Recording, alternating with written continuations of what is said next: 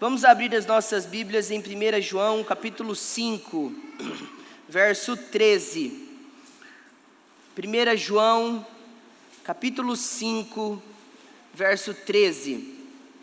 Amém. Diz assim a palavra de Deus: estas coisas escrevi a vocês, que creem no nome do Filho de Deus, para que saibam que têm a vida eterna. Amém. Vamos orar mais uma vez, pedindo a iluminação do Espírito Santo. Senhor, venha sobre nós. Nós precisamos da atuação do Teu Espírito, Senhor. Nós estamos diante da Tua palavra viva, palavra que transforma, que liberta, que salva, que cura, que revela a verdade de quem nós somos e a verdade de quem o Senhor Tu és. Por isso, Senhor, nós clamamos que o Teu Espírito venha sobre nós, iluminando as nossas mentes e coração, para que nós possamos ouvir tão somente a Tua voz na Sua palavra, Senhor. Em nome de Jesus, amém. Podeis assentar, irmãos. Irmãos, João, ele diz aqui no verso 13, um dos motivos pelos quais ele está escrevendo a sua carta. Se nós passássemos por toda a carta de João, nós perceberíamos que João deixa claro, deixa explícito os seus propósitos.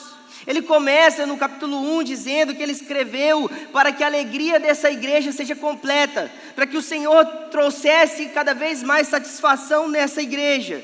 Ele escreveu, conforme ele mesmo vai dizer no capítulo 2, no verso 1, que ele escreve essas coisas para que eles não venham a pecar.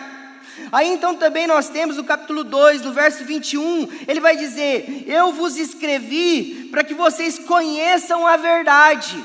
E ele continua também no capítulo 2, no verso 26, que ele fala assim, estas coisas vos escrevi a respeito do que vos enganam. Ou seja, ele quer preparar esses irmãos para lidar com os falsos mestres na igreja. E aí então, no capítulo 5, quase finalizando a sua primeira carta, ele deixa mais uma vez explícito o propósito pelo qual ele escreve para essa igreja. Porque ele diz: estas coisas escrevi a vocês que creem no nome do Filho de Deus, que creem em Jesus Cristo, aquele pelo qual vocês já ouviram muitas coisas ao longo da minha escrita, para que, e aqui ele fala, um dos propósitos, para que vocês saibam que têm a vida eterna. Esse verbo saber aparece muitas vezes também nessa epístola, falando assim, sabemos que, ou seja, João está falando de uma coisa que ele quer gerar na igreja que se chama certeza, convicção da salvação, da vida eterna. E é isso que ele vai dizer quando ele diz assim, estas coisas vos escrevi. Que coisas? Todas as coisas que ele escreveu ao longo da carta. Tudo aquilo que ele veio falando ao longo dessa epístola, ele escreveu para que eles saibam que eles têm a vida eterna. E então vem a pergunta: como que nós podemos saber se nós temos a vida eterna? Outras palavras que indicam, outros termos que indicam a vida do crente que é salvo, daquele que creu em Jesus Cristo, são nessa carta, por exemplo, filhos de Deus, nascidos de Deus. Como que nós podemos saber que nós somos filhos de Deus? Como que nós podemos saber que nós nascemos de Deus, que nós nascemos de novo, que é o ato do Espírito Santo que marca o início da vida espiritual? Como que nós podemos saber que a nossa fé é verdadeira? Como que nós podemos saber que o nosso arrependimento é genuíno? Como que nós podemos saber que nós somos de Jesus e não do mundo? Como é que nós chegamos nessas respostas? Uma coisa é certa: em primeiro lugar, não é olhando para nós, não é olhando para o nosso próprio coração ou para as nossas próprias ideias, porque ao longo da carta João vai advertir essa igreja para que eles tomem cuidado, que eles não sejam encontrados como hipócritas e mentirosos. Ele vai falar isso no capítulo 1. Então nós não vamos olhar primeiro para a nossa vida, embora também olhemos depois do exame das Escrituras, mas em primeiro lugar a gente não olha para a nossa própria vida, para as nossas próprias ideias, para saber se nós temos a vida eterna ou não, porque o seu coração é enganoso, e ele sempre vai nutrir uma falsa esperança sobre você mesmo. Nós nunca somos realistas a nosso respeito. Pelo contrário, a gente tem uma visão otimista demais de nós mesmos. Geralmente, se nós tivéssemos que analisar a nossa própria vida, a gente sempre vai encontrar muito mais virtudes do que defeitos. É assim o homem, ele tem uma visão deturpada de si mesmo. Mas em segundo lugar, então, se não é olhando para nós, é olhando para as Escrituras. Porque é através da palavra, é através do crivo da palavra, é através da palavra que é lida como um espelho que revela quem eu sou, que eu tenho a verdadeira revelação da minha natureza, de quem nós somos, e é olhando para a palavra que nós podemos chegar à compreensão de quem nós somos, e é por isso que João escreve estas coisas, para que essa igreja olhe para a palavra. E eles possam então fazer uma análise de si mesmo, à luz da palavra, se eles são de fato pessoas que têm a vida eterna. E João vai desenvolver aqui alguns critérios para o autoexame. Vamos analisar pelo menos 4 coisas que João ele vai deixar evidente para que essa igreja possa se autoanalisar e então entender se eles possuem a vida eterna ou não. A primeira visão está lá no capítulo 1, pode deixar a sua Bíblia aberta, por favor. A primeira visão está no capítulo 1, do verso 1 ao 3. João vai dizer que a primeira coisa que caracteriza que nós temos a vida eterna é termos uma visão correta de Jesus Cristo, baseado em quem Jesus é, segundo a revelação dos apóstolos, segundo a revelação daqueles que viram, que foram testemunhas oculares, que receberam o ensino do próprio Jesus, diretamente dele, andaram com ele, ouviram ele, dormiram, comeram, viajaram com ele, fizeram todas as coisas com Jesus. É no relato desses homens que nós encontramos verdadeiramente quem é o Cristo segundo as Escrituras. E João vai dizer algumas coisas que são importantes. Ele vai dizer o que era desde o princípio, ou seja, Jesus, ele é pré-existente. Jesus, ele é aquele que sempre existiu, ele não tem início, ele não tem fim, ele é eterno. Essa é uma das coisas que ele deixa claro. Veja, se você olhar no capítulo 2, no verso 13 do capítulo 2, ele vai dizer que Jesus, ele existe desde o princípio. Ele está mostrando essa pré-existência de Jesus. Ele vai mostrar também para nós que Jesus é aquele que se revela, ou seja, eles viram, eles ouviram, eles contemplaram esse Jesus, ele se manifestou a eles, como o autor de Hebreus vai dizer. Nós ouvimos Deus falar por meio dos profetas aos pais de vários modos, de várias maneiras, mas nos últimos dias ele nos tem falado pelo Filho. Jesus, então, ele é o ápice da revelação de Deus, ele se revela. Uma outra coisa, quando ele usa essa expressão, nós contemplamos, no verso 1, ele está querendo dizer o quê? Nós vimos. Jesus foi visto. Ele não apareceu em sonhos, visões, ideias, pensamentos, mas os nossos olhos viram ele. Mais do que isso, vai dizer aí, João vai dizer que ele foi apalpado com as suas próprias mãos. Por que essa expressão é tão importante? Porque naquele mesmo período ali do primeiro século, haviam gregos que estavam espalhando uma heresia chamada docetismo na igreja, que da palavra grega significa dokai, e então eles falavam que Jesus era um dokai antropos, que significa parece um homem, mas não é homem. Ele se manifesta na figura de um homem, mas ele não tem a essência humana. Ele parece um ser humano, mas ele não tem todas as propriedades que um homem tem. Por exemplo, Jesus não tem um corpo físico, embora quando a gente viu Jesus, quando ele se manifestou, quando ele andou conosco, ele aparecia em figura humana, mas ele não tinha corpo. Era isso que os gregos muitas vezes enfatizavam sobre Jesus. Isso é uma heresia do primeiro século. E então João escreve para dizer assim: as nossas mãos apalparam, ele tinha um corpo. Jesus era verdadeiramente homem, ele assumiu completamente a natureza humana, mas mais do que isso, veja que mais para o final, ele vai dizer aí no final do verso 1, que ele é o verbo da vida. Ele é o verbo da vida. E que tipo de expressão é essa? É uma expressão que remete diretamente a Jesus como sendo Deus, Criador, Todo-Poderoso, conforme nós lembramos do prólogo de João capítulo 1. Veja, por exemplo, lá no capítulo 5, no verso 20. O que João vai dizer? No capítulo 5, no verso 20, ele vai dizer na parte B do versículo, que nós estamos naquele que é o verdadeiro, em seu Filho, Jesus Cristo. Este é o verdadeiro Deus. Então perceba, João está ao longo da sua carta afirmando duas coisas que são importantes em Jesus. Ele é verdadeiramente homem, ele é verdadeiramente Deus.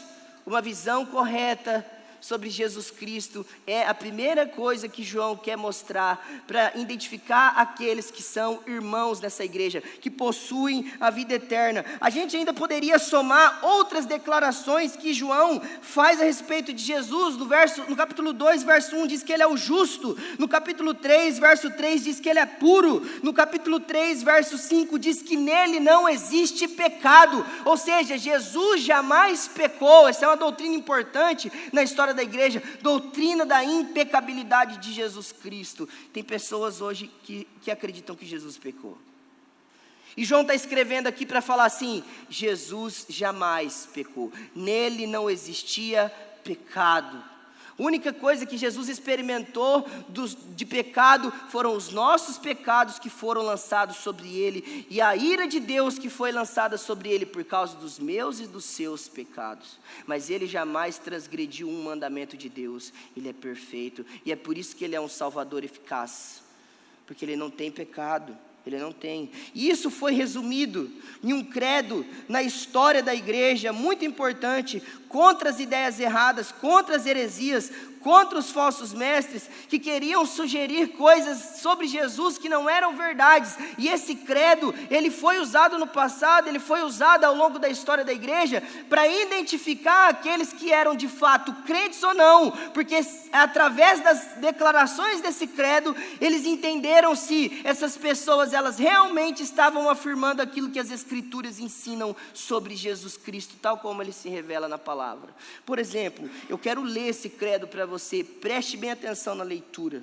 Nós, aqueles que estavam reunidos fazendo essa confissão, portanto, seguindo as Santas Escrituras, todos unânimes, ensinamos a confessar um só e mesmo Filho, nosso Senhor Jesus Cristo, o mesmo perfeito em divindade e perfeito em humanidade, verdadeiramente Deus, verdadeiramente homem, o mesmo composto de alma racional e de corpo, consubstancial com o Pai, segundo a divindade, e consubstancial conosco, segundo a humanidade, semelhante a nós em tudo, exceto no pecado, antes dos séculos, gerado do Pai, segundo a divindade, mas nos últimos dias, por nós e por nossa salvação, nascido da Virgem Maria, Mãe de Deus, segundo a humanidade, um só mesmo Cristo, Filho, Senhor, unigênito, conhecido em duas naturezas,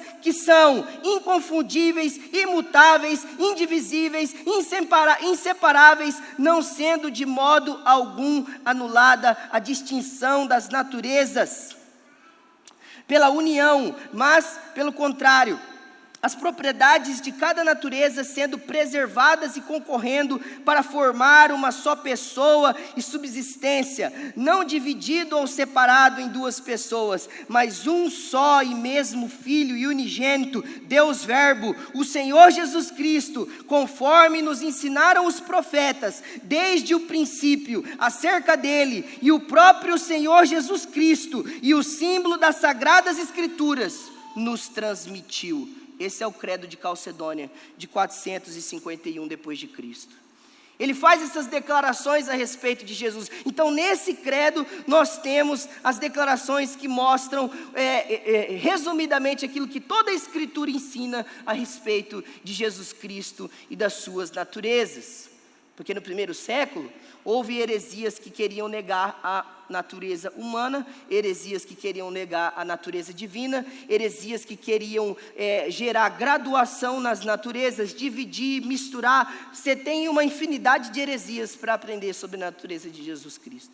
Isso acontecia no primeiro século. Então João está mostrando que aqueles que possuem a vida eterna, eles têm uma visão correta sobre quem é Jesus Cristo. E aqui nós temos algumas aplicações. Primeiro, não há comunhão com aqueles que negam alguma dessas coisas a respeito de Jesus Cristo. Não há espaço para qualquer tipo de ecumenismo, parceria ou concessão, porque aqueles que negam algumas dessas coisas que nós estamos declarando aqui nessa noite, não são os nossos irmãos, não são. Por exemplo, não são os nossos irmãos os testemunhas de Jeová que negam a plena divindade de Jesus Cristo. Não são os nossos irmãos, aqueles da congregação cristã do Brasil, que negam os pontos centrais desse credo e fazem confusão sobre as posições de cada membro da Trindade. Não são os nossos irmãos aqueles que se declaram espíritas, porque eles alegam que Jesus é um espírito elevado, que não é nem verdadeiramente homem, nem verdadeiramente Deus. Não são os nossos irmãos os mormonistas, porque eles negam a perfeita unidade trinitária de um único Deus. Para eles há três deuses, eles são triteístas. Então não são os nossos irmãos. Existem outras seitas que não são os nossos irmãos, por outros motivos centrais, como por exemplo a negação da autoridade das Escrituras e a negação da salvação pela fé somente, pela graça somente, em Jesus Cristo somente. Mas aqui nós temos esses quatro que não são nossos irmãos, porque eles negam alguma coisa substancial a respeito de Jesus Cristo. Testemunhas de Jeová, Congregação Cristã do Brasil, Espiritismo e Mormonismo, não são os nossos irmãos. Em segundo lugar, nós precisamos ter zelo doutrinário. Crentes não devem ouvir falsos mestres, porque hoje, nós temos uma cultura nos nossos dias de ficarmos ouvindo aqueles que vivem falando mentiras e heresias, ou a respeito de Cristo, ou então a respeito da salvação, ou colocam um homem numa posição que ele não foi colocada. E eu peço licença aqui para, por exemplo, poder falar para vocês que João ele vai chamar esses falsos, esses homens que estavam ensinando essas coisas. Veja se João faz algum tipo de concessão com eles. João dá 3 características para eles. Fala assim, ó, eles são falsos, porque eles não procedem de Deus. Eles são mestres, porque eles são hábeis para falar, ensinar, eles são bons em persuadir, e as pessoas gostam de ouvi-los. E eles são anticristos, porque tudo que eles ensinam é anti-Jesus. Tudo que eles ensinam é anti-Jesus. Ou algumas coisas que eles ensinam, porque nem sempre os falsos mestres ensinam tudo errado. No meio dos elementos do seu ensino existem fatias de verdade, mas no bojo de todo o seu ensino está a mentira, o engano e o engodo de Satanás. Por exemplo, sem medo de errar aqui, eu digo a vocês que nós temos, por exemplo, aqueles coachings de hoje, que mais usam as Escrituras como plataforma para se promover, ou também utilizam as Escrituras para poder gerar um tipo de, você consegue, mensagens positivas. Nós temos muitos hoje que estão fazendo isso. Você tem, por exemplo, no YouTube, muito famoso, Dave Leonardo, Victor Azevedo, Tiago Brunet, esses homens que estão nas internets, estão ensinando e tem crente compartilhando mensagem deles como se fosse a verdade. Mas não são, porque negam as Escrituras. E eu afirmo seguro, por causa do que a Escritura me permite dizer, não são minhas ideias, é o texto da Escritura. Você tem, por exemplo, alguns liberais hoje em dia. Você tem René Kivitz, por exemplo, que nega a autoridade da Escritura, quer reescrever a Escritura, entre outras bizarrices que ele ensina. E ainda cabe aqui os teólogos da prosperidade. Você tem Edir Macedo, Valdomiro, R.R. Soares e quantos outros mais que têm o nome de apóstolo na frente. E tem crente que se diz evangélico, que possui a vida eterna, que estão endossando esses falsos mestres. João está dizendo, não comunguem com eles, porque eles são falsos, eles são mestres, eles são anticristos. João está dizendo isso. E em terceiro lugar, pastor, por que nós falamos tantas coisas assim sobre doutrinas, sobre coisas teológicas? Por que nós exaltamos tanto a pessoa de Cristo? Porque é exatamente isso que o diabo quer esconder de você. Paulo vai dizer em 2 Coríntios capítulo 4, que o diabo, ele é o Deus desse século, que tem cegado o entendimento dos incrédulos, para que eles não vejam a verdade do Evangelho. Esse é o trabalho de Satanás. Ele quer esconder a verdade de quem é Jesus para você. Ele quer enganar você, ele quer seduzir você, ele quer levar você a ter uma visão equivocada sobre Cristo. Mas veja, irmãos, nós precisamos ter uma visão elevada sobre Cristo, porque Jesus Cristo, ele veio, conforme o próprio João vai dizer, para perdoar os nossos pecados. Ele morreu fazendo isso em sua obra na cruz, ele nos libertou, nos redimiu, nos resgatou, triunfou sobre os principados e potestades, justificou-nos, livrando-nos da ira de Deus e reconciliou-nos com o Senhor. Cristo fez tudo isso. Nós temos que ter uma visão elevada, mas ainda nós poderemos dizer outras coisas. A obra principal de Jesus é essa, mas Jesus também, ele é a fonte de toda boa dádiva na sua vida, porque ele te dá saúde, ele te dá família, é ele que te dá trabalho, é ele que te deu uma igreja, entre outras coisas que Jesus Cristo te deu. Ele é bom, ele é perfeito, ele é maravilhoso. É por isso que nós precisamos declarar essas verdades sobre ele, e é por isso que nós precisamos ter uma visão elevada e exaltada sobre quem Jesus é. Essas coisas precisam estar na nossa mente. Mas então, você pode ter uma visão correta sobre Jesus Cristo nos seus pensamentos, mas você pode não ter uma segunda coisa que João vai dizer que é necessário ter também, para que seja confirmado a evidência de que a vida eterna foi dada a você por meio de Deus, por meio do seu Filho. E João vai mostrar para nós que é a relação de comunhão genuína com Jesus. Você pode muitas vezes ter uma declaração tácita na sua boca, de que Jesus é verdadeiramente Deus, Jesus é verdadeiramente homem. Você pode honrar Deus teologicamente com os seus lábios, mas você pode estar como o povo nos dias de Isaías 29, e você pode estar como o povo nos dias de Jesus, em Mateus capítulo 15, que honrava Deus com seus lábios, mas que estavam longe, bem longe de Deus em seu coração. E é isso que João vai dizer em segundo lugar. Ele vai mostrar para nós que nós, o povo de Deus, nós somos aqueles que estão em uma relação íntima e perfeita, de conhecimento, de relação com Ele, como o próprio Jesus orou em João 17,3, e a vida eterna é esta, que te conheçam a Ti, o único Deus verdadeiro, a Jesus Cristo, a quem enviastes. Mais do que conhecer intelectualmente, nós precisamos conhecê-lo em comunhão. João vai usar duas palavras ao longo desse livro, da primeira epístola, para expressar esse tipo de comunhão. Veja no capítulo 1 mesmo, que ele vai dizer no verso 3, que aquilo que ele viu e ouviu, ele anunciou também para eles, para que também eles tivessem comunhão com eles. E ora, a nossa comunhão é com o Pai e com o seu Filho. E também, abra comigo em 1 João 4,15.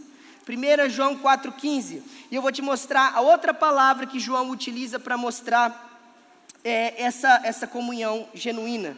1 João 4,15, olha o que ele vai dizer: aquele que confessar que Jesus Cristo é o Filho de Deus, Deus permanece nele, e ele permanece em Deus. Essa palavra permanecer, ela está na voz ativa, e ela indica alguém que está em um contínuo relacionamento com Deus, e Deus com ele, Essa palavra permanecer, ela é tão importante nos escritos de João, que ele vai citar essa palavra por pelo menos 22 vezes nessa carta. João estava preocupado, como pastor, para que eles estivessem realmente envolvidos numa relação com Deus. João usa também a palavra comunhão e permanecer como sendo uma coisa que está gravitando em torno de 3 coisas nessa carta. Ele vai falar de uma comunhão com os próprios apóstolos, porque ele vai dizer, olha, quem nos ouve está em comunhão conosco, com os apóstolos, aqueles que eram autorizados a falar toda a verdade de Deus. Ele vai falar sobre essa comunhão com o próprio Deus, porque ele fala do ensino, que ele fala da unção do Espírito que está neles, do Espírito Santo que foi dado, fala da oração que eles têm com Deus, que eles oram e eles serão ouvidos, porque eles estão nessa relação. Ele vai falar isso ao longo da carta. E em terceiro lugar, uma relação de mutualidade, é como se fosse 3 coisas que João utiliza também como evidência de que você está em comunhão verdadeira com Deus: a comunhão com os apóstolos, a comunhão com Deus e a comunhão com a igreja. Hoje em dia as pessoas pensam que é possível estarem numa correta relação com Deus estando longe da igreja. Qual é o movimento? Os desigrejados. Eles são equivocados. Não podemos estar numa verdadeira relação com Deus longe da igreja, porque a vontade de Deus é a igreja. É que Ele se revela no meio do seu povo. Essas 3 coisas precisam estar presentes. Agora vejam, irmãos, aqui tem algo alarmante. Quantas são as pessoas que se deduzem verdadeiramente salvas e não têm qualquer relação com Deus? Quantos são aqueles que se vestem como crente, usam o linguajar de crente, vêm aos cultos, estão vivendo uma vida religiosa, mas eles não têm uma vida verdadeira de relacionamento com Deus. Não oram na sua particularidade, não leem as Escrituras, não buscam conhecer Jesus na sua intimidade. Isso é alarmante. Então, quando João vai usar essas expressões aqui, ele quer fazer com que esses discípulos, eles viessem a ter uma compreensão de que eles estavam numa comunhão contínua, numa relação que não perece, numa relação que passa pelo teste do tempo e das dificuldades, numa relação que nunca morre. Era isso que João queria ressaltar. João, como ele ensinava isso aos seus discípulos, ele era aquele, que se reclinava no peito de Jesus. Não é isso que o texto diz para nós? Que dos 3, Jesus tinha 70, dos 70 ele tinha 12, dos 12 ele saía muitas vezes com 3, dos 3, João era aquele que se reclinava no seu próprio peito. Então João está dizendo para esta igreja, para que eles mantenham esse tipo de relação com Jesus. Você percebe que o seu linguajar é um dos mais amorosos das Escrituras, filhinhos, filhinhos. O tempo todo ele está chamando assim os seus discípulos. É interessante que nós encontramos na história da igreja o testemunho de um homem que foi discípulo de João. O nome dele era Policarpo. Policarpo de Esmirna. Em Apocalipse capítulo 2, nós temos lá uma das cartas que são endereçadas para esta igreja. E uma das coisas que são ditas lá é que esta igreja iria passar por um período intenso de provação, que muitos seriam lançados nos cárceres e até mesmo mortos por Satanás, naquele período de provação. Mas há um encorajamento: se vocês permanecerem até o fim, vocês vão herdar a vida eterna. Se vocês forem fiéis até o fim. E Policarpo, provavelmente, pela data em que João escreve, ele já era o pastor dessa igreja de Esmirna. E ele foi discípulo de João. E se eu não me engano, eu não lembro se era, agora me falha a memória, se era Atanásio ou Irineu, eu me perdi aqui nas datas dos primeiros séculos, que escreve a respeito dos testemunhos que ele ouvia, que Policarpo dava a respeito de João. Que sentava e ficava ouvindo Policarpo falar de João. E Policarpo, então, nessa perseguição, porque ele já era muito idoso, a igreja quis poupá-lo dos sofrimentos, da espada, do fogo, da decapitação, e eles esconderam Policarpo da perseguição.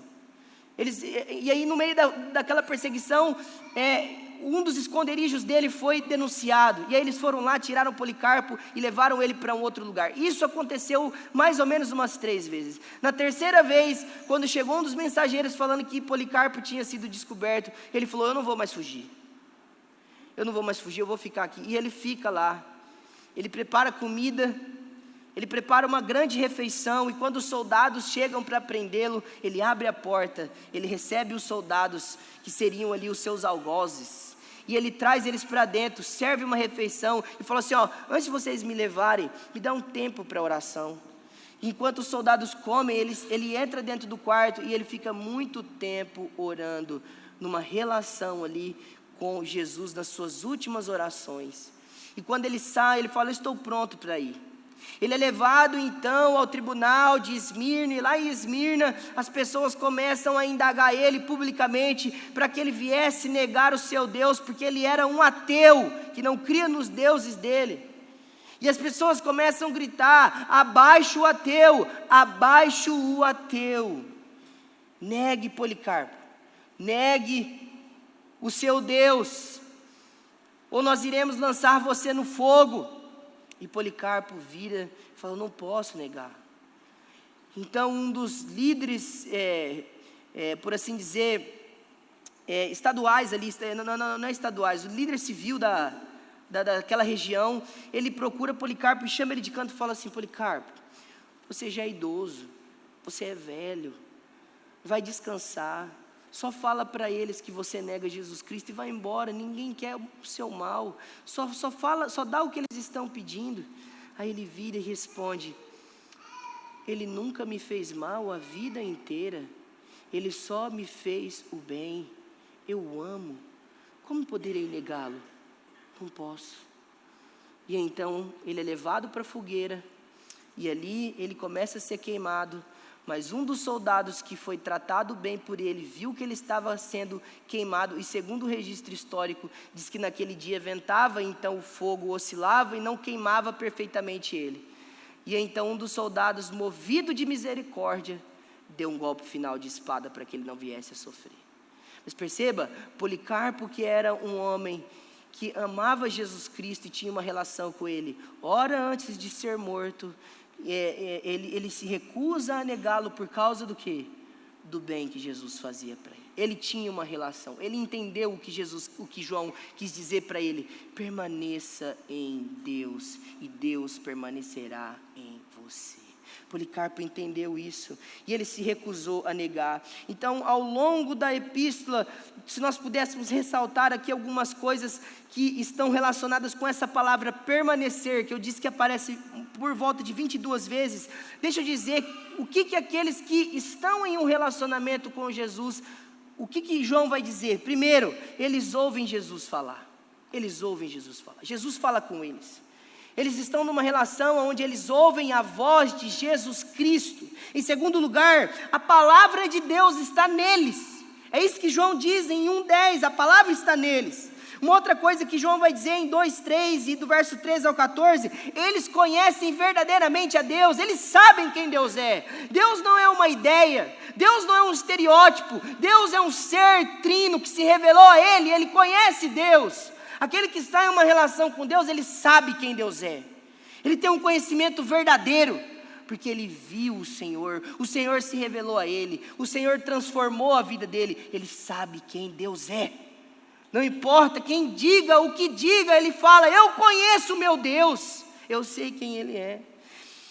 Ele faz a vontade de Deus, ele se preocupa em fazer a vontade de Deus, porque ele está numa relação verdadeira. Em João 2, em 1 João 2,17, no capítulo 3, verso 6, ele vai dizer isso. Uma outra coisa, ele tem o Espírito Santo, que é mencionado no capítulo 2, verso 20, 3, 24, 4, 2 e 4. O Espírito Santo, ele é o elo da relação entre os crentes e Deus.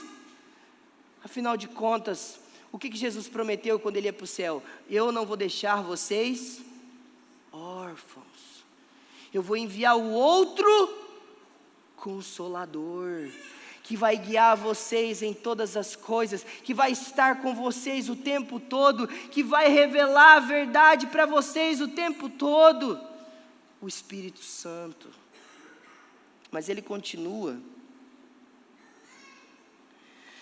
Eles não apenas têm o Espírito Santo, mas João vai dizer, eles não estão mortos nos seus delitos e pecados. Eles são também chamados de filhos de Deus. Veja, se você olhar o capítulo 3, verso 1 e 2, e também no verso 10 do capítulo 3, no verso 1 e 2, no verso 10 do capítulo 3, vai falar que Deus nos chamou de seus filhos, porque estão em uma relação. Uma outra coisa, no próprio capítulo 3, no verso 22, aqueles que têm relação com Deus, eles oram, e no verso 14 do capítulo 5, eles oram também. Então veja, aquele que permanece em Deus, que está em comunhão, uma relação verdadeira, que não apenas tem uma visão correta com Jesus, mas está envolvido em uma relação, ele ouve Jesus falar, a palavra está nele, ele conhece a Deus, ele faz a sua vontade, ele tem o Espírito Santo, eles não estão mortos nos seus delitos e pecados, eles são chamados de filhos de Deus,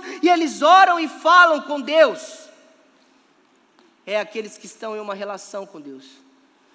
Mas em terceiro lugar, João vai dizer que esses que têm a vida eterna ainda fazem uma outra coisa muito importante, que talvez seja uma das evidências mais visíveis de que você tem a vida eterna.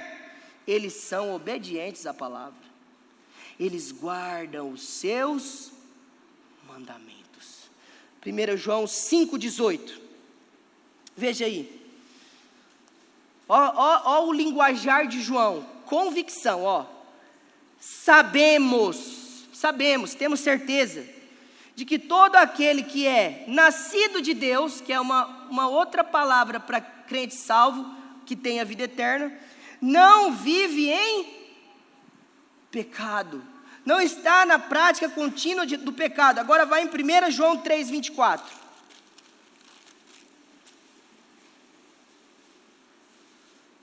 Olha o que ele vai dizer.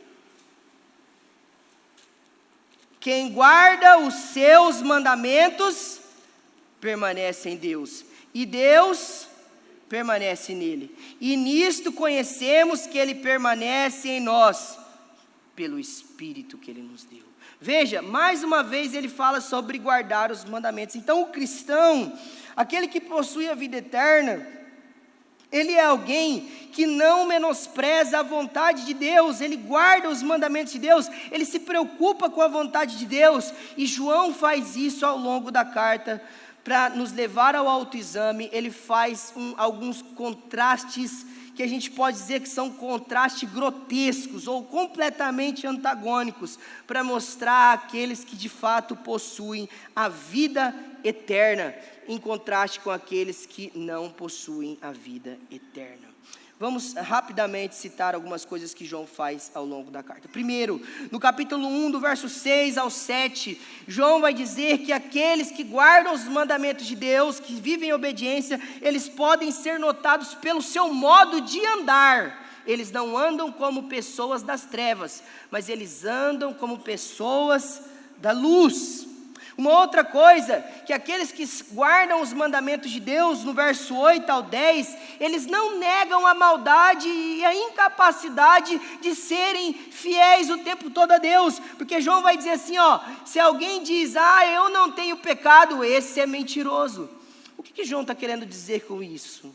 Será que ele está dizendo que nós sempre vamos pecar, ou que nós nunca vamos pecar? Não, ele está dizendo assim, o pecado às vezes ainda é um acidente na vida do cristão. O que nós não podemos é dizer, nunca mais pequei, nunca mais irei pecar, e eu não peco.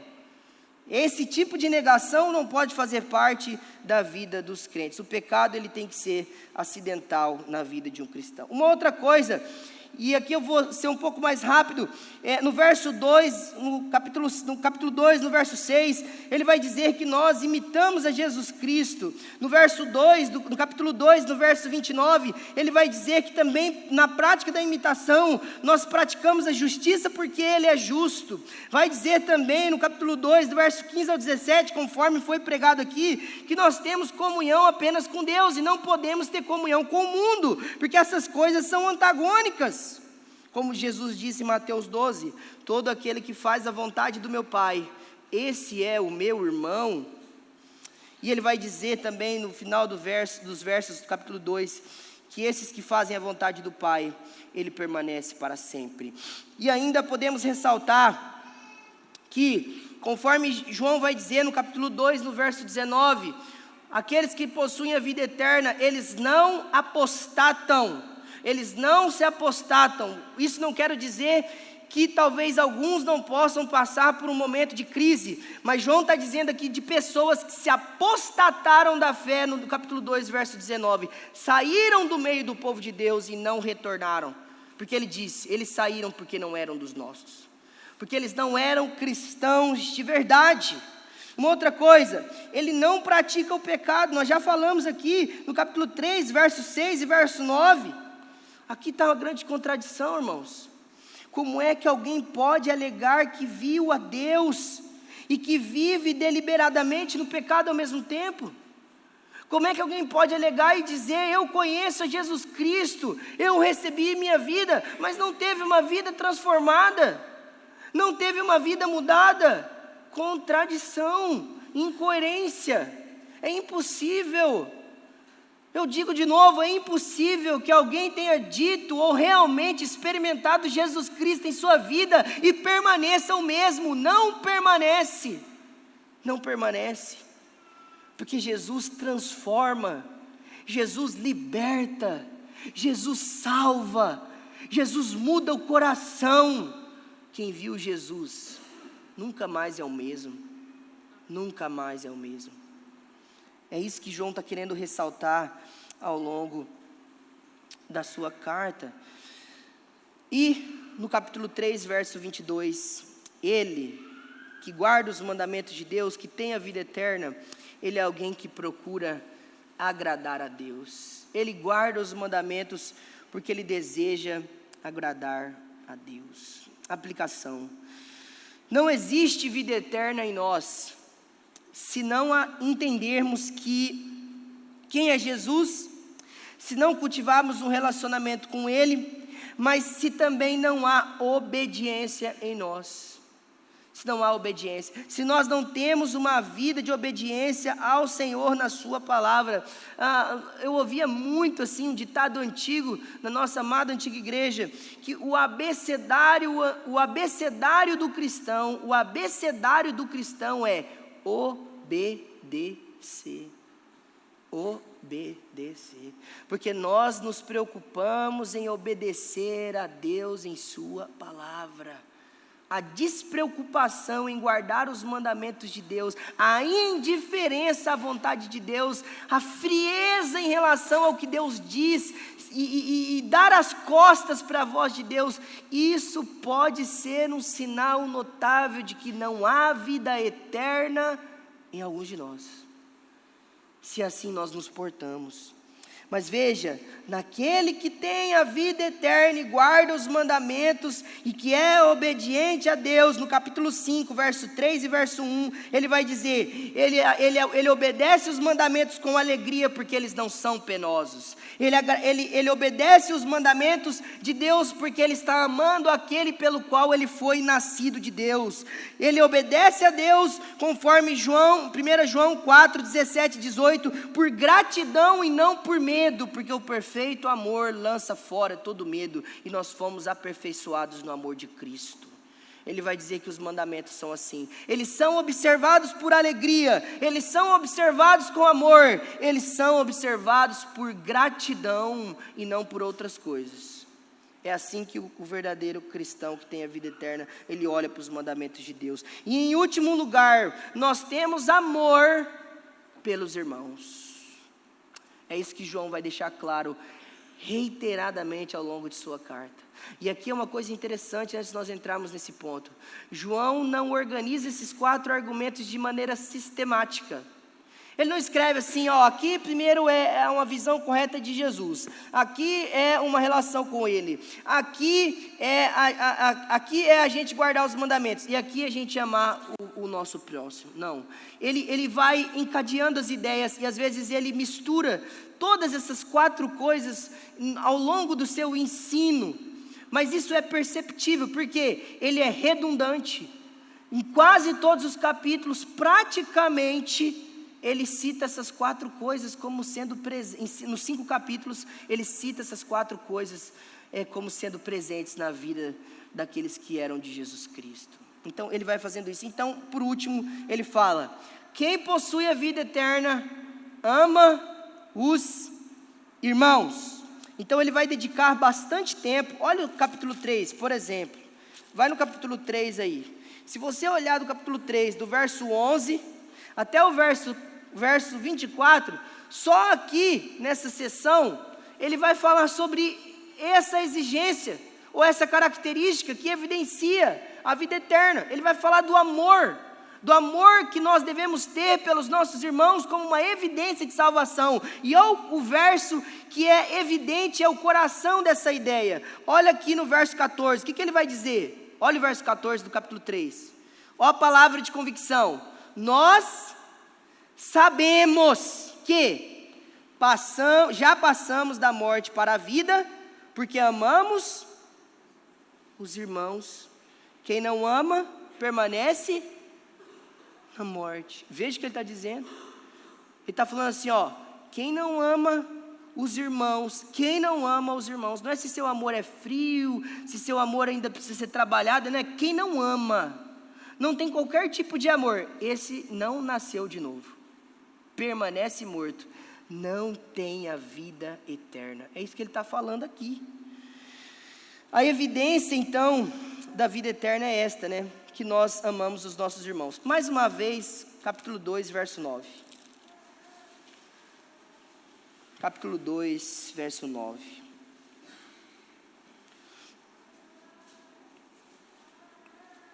Do 9 a 11. Olha o que ele vai dizer, que vai atestar essa questão mais uma vez. Quem diz estar na luz, mas odeia o seu irmão, está nas trevas até agora. Quem ama o seu irmão, permanece na luz, e nele não há nenhum tropeço. Mas quem odeia o seu irmão está nas trevas, anda nas trevas, e não sabe para onde vai, porque as trevas lhe cegaram os olhos. Percebe o que ele está falando aqui? Ele está sendo claro, ele não está lançando dúvidas, não é uma opinião, é uma constatação, ele está fazendo. Então assim, na teologia de João, como se manifesta o amor daqueles que têm a vida eterna? Agora já é uma outra coisa. Uma coisa é dizer assim, quem tem a vida eterna, ama os irmãos. Mas como João, ao longo da sua carta, vai evidenciar, vai dar as evidências desse amor, que é uma evidência da vida eterna. Então ele vai dar as evidências de um amor genuíno, porque daí a gente também não pode classificar o jeito certo de amar, porque também as escrituras vai dizer o jeito certo de amar. E aí João vai dizer para nós, vou citar brevemente, capítulo 3, verso 16, aquele que ama, ele se sacrifica pelos irmãos, porque Jesus se sacrificou por nós. Ele reproduz o amor de Cristo. Ele não tem problema em se sacrificar. Aquele que ama, ele supre a necessidade dos irmãos, no verso 17. Quando ele pode, quando ele consegue, quando ele tem condições, quando ele vê alguém que está passando necessidades, ele participa dos seus sofrimentos. Uma outra coisa, no verso 18, ele vai deixar claro que esse amor não é hipócrita, porque não é só de palavra. Ele não só diz assim, irmão, eu amo você, mas é só palavra. Ele aparece, esse amor é evidente. Esse amor, também uma coisa que é importante falar aqui sobre essa questão, é que só pode amar como as escrituras mandam, se alguém for nascido de Deus. Esse tipo de amor que João está falando aqui, não é possível se não for vindo uma coisa do céu na nossa vida. Se Deus realmente não veio e transformou você. Porque Jesus fala, olha, vocês que são maus, sabem dar coisas boas para os vossos filhos. O homem depravado, caído, perdido, ele sabe amar na sua imperfeição. O marido que não tem Jesus consegue amar a esposa, consegue amar os filhos. Mas o tipo de amor que Deus requer desse jeito aqui que João está falando, é só um amor que vem do Espírito Santo de Deus, que se sacrifica por aqueles que fazem parte de uma comunidade. Se sacrificar pela família, irmãos, é fácil. É fácil. me abdicar de qualquer coisa por aqueles que estão diariamente sob o meu convívio. Difícil é aqueles irmãos que estão ao nosso redor, mas que nós sabemos que são nossos irmãos, que são a família da fé, mas que nós muitas vezes não queremos servi-los. É isso que João está falando, olha, o seu amor é provado e testado quando você ama, não quem é fácil de amar, mas quem para você talvez seja difícil. É nisso que aparece o amor de Deus na nossa vida. Não é isso que provou o amor de Deus para conosco? Quando Ele nos amou primeiro, antes mesmo que nós tivéssemos um amado, ou melhor, quando Ele nos amou, quando nós ainda estávamos nos nossos pecados, quando não tínhamos nada para oferecer, pelo contrário, éramos chamados de rebeldes e seus inimigos. Nós aprendemos o amor com Deus e Jesus Cristo no capítulo 4, no verso 20 e 21 do capítulo 4, é uma contradição do amor, amar a Deus que é invisível e não amar o irmão. E uma outra coisa que mostra o nosso amor pelos irmãos é que no verso 16, ele vai falar assim: quando os irmãos são surpreendidos em algum pecado, ou forem encontrados em algum pecado, eles vão receber oração. Nós que amamos os irmãos, oramos por aqueles que precisam das nossas orações. É uma maneira de mostrar amor também. Quando nós oramos por aqueles que estão passando por uma crise de santidade. É isso que o texto está falando lá em capítulo 5, né? Então, resumidamente, lembrando aqui, em apenas uma palavra, João analisa que nós temos a vida eterna de quatro maneiras. Doutrina, quem é Jesus Cristo. Comunhão, se nós estamos numa relação com Deus. A nossa moral, se nós guardamos os seus mandamentos.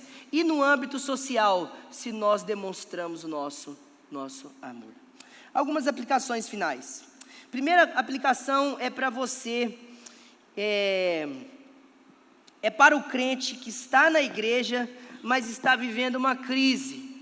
Porque talvez você olhe para essas coisas e fale assim: eu não me encaixo muito bem nesse perfil de alguém que tem a vida eterna, porque eu talvez estou sendo frio em meu amor, eu não estou guardando os mandamentos de Deus, eu preciso ser mais dedicado a conhecer as Escrituras para conhecer mais sobre Jesus Cristo, eu preciso melhorar minha relação com Deus, porque ultimamente eu não tenho lido Bíblia, não tenho orado, mas eu já vivi essas coisas, mas eu estou passando por um momento de dificuldade, mas eu amo Jesus.